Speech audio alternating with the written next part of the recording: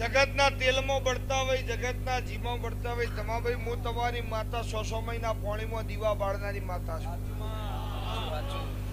હા, કોકને કહીએ તો માનવામાં ના આવે. ધણી હાજર છે એટલે બહુ વર્ષ થઈ ગયો વાતને. અત્યારે 21 વર્ષ ઉંમર છે. એ દાડો મારી ઉંમર 15 વર્ષ હતી. લાગજી રાજસ્થાન રેવતળા ઓની વેરા નહીં લાલા. અને હું ચહેરો બોલી બેંગ્લોર ની બજારમાં સેટ કરીને પબ્લિક ના બોલાવો તો મારું નામ રબારીની માતા નહીં. અને એવું કીધું કે મારા ઘેર મોમાજીનું મંદિર બનાવવું છે અને મારા ભીખાભાઈ આવું કે જીગરભાઈ આવે એમના હાથે જ મૂર્તિઓ બેહાડવી છે. હું ચહેર મુહૂર્ત કરીને આવી અને 25-30 લાખ રૂપિયા ખર્ચો કર્યો. આખું ગામ ભેગું કર્યું રેવતળા. ઘેર ઘેર બાધાઓ મારી. બધું નહીં રાજસ્થાનમાં ખબર થોડી તાપ લાગે પણ કોઈ જફાત નહીં. હું તો ટોડો ભૂવા થઈ ગયા. એક ટોડો વટી લઈ તૈયાર એટલે પણ ભોગતો ભાગવતા બધું જીરું કજિયાથી તારા ભાઈના ઘેર નહીં જવાનું એમ કરીને ઘરાક કે હું છે ભાગવા. એટલે હું એવું બોલી લાલા ભોજીના ઘેર જે આ દાડો ઓછી સમજણ. આ તો હજુ છોકરું છું જાણું. આ તો હાઈટ વધી ગઈ.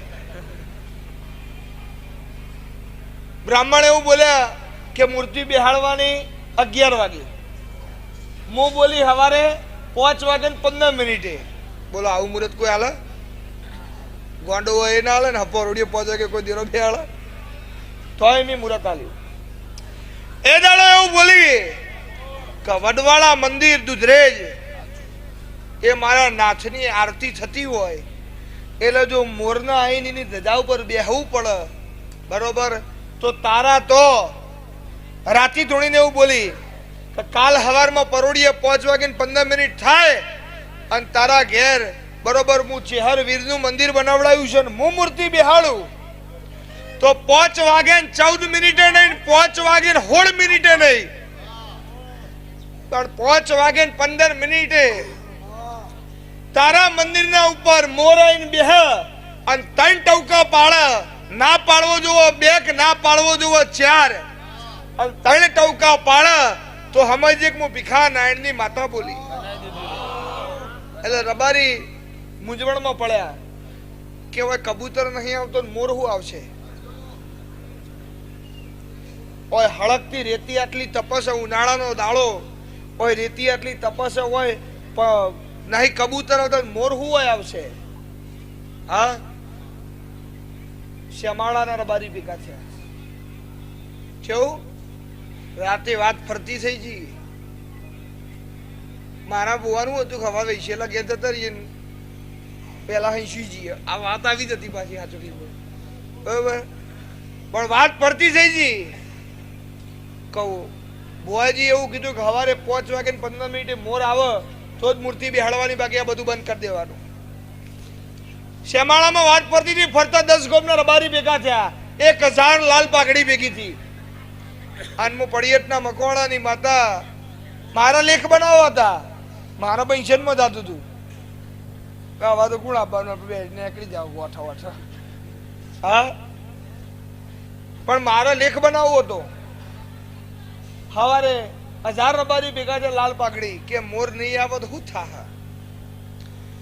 સવારે 4 વાગે 4:30 ત્યાં ભાઈ આવે કે બુઆજી નું ઉઠાડો નહીં યાર, મોર નહીં આવે તો મારા મોર બોલી જાય, મારું શું થા? રબારી ભેગા બહુ થયા શીખ્યા. તો મોર નહીં આવે તો મારું કશું રહ નહીં. દાંતણ કર્યા વગર મારા બુઆ કઈ ચિંતા ના કરે. જો મોર ના આવે ને તો હજુ માતા ધૂણવા મહિનો થયો છે. આજ પછી ધૂણવાનું એ નહીં, બાપો ધૂણવે બહુ છે. આપણે ધૂણવાનું થતું નથી. અને મોર ના આવે ને તો આખા ગામ વચ્ચે તારી માફી મું માગી. મોર આવ્યો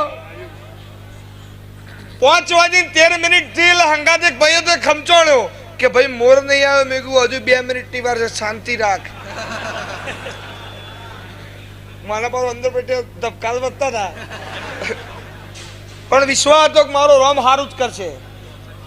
5:15 થી ઉગમણી દિશામાંથી મોર આવ્યો, ટવકા કરતો કરતો. એ દાડો 1000 રબારી 90 વર્ષના નાચ્યા હતા, કૂદ્યા હતા કે માતા હોય તો આવી. એ મારો કોમ છે યાર. હા, આપણે તોડ્યું મંદિર ના તોડે, જબરી નહીં. હું મારો રોમ જબરો. મારા ભુવાથી કશું થયું નહીં. ચેચો 15,000 કોઈ નોકરી રાખે એમ નહીં મને તો. હા, પણ મારો રોમ જબરો. બોલી બોલી ના બનાવું તો મારું નોમ માતા નહીં. એવું મારો ચેહરનો રોમ કે છે. એવું મકોણાની માતા બોલું છું. હું મળીશું તો કને મળીશું? જેના જોડે કશું ના હોય એવાને જ મળીશું. સુખમાં હબળો સોની, દુઃખમાં હબળો દેવ. જે રાજપાટ રજવાડું હોય ને તડકી એ ભૂવો વેણી ખાય.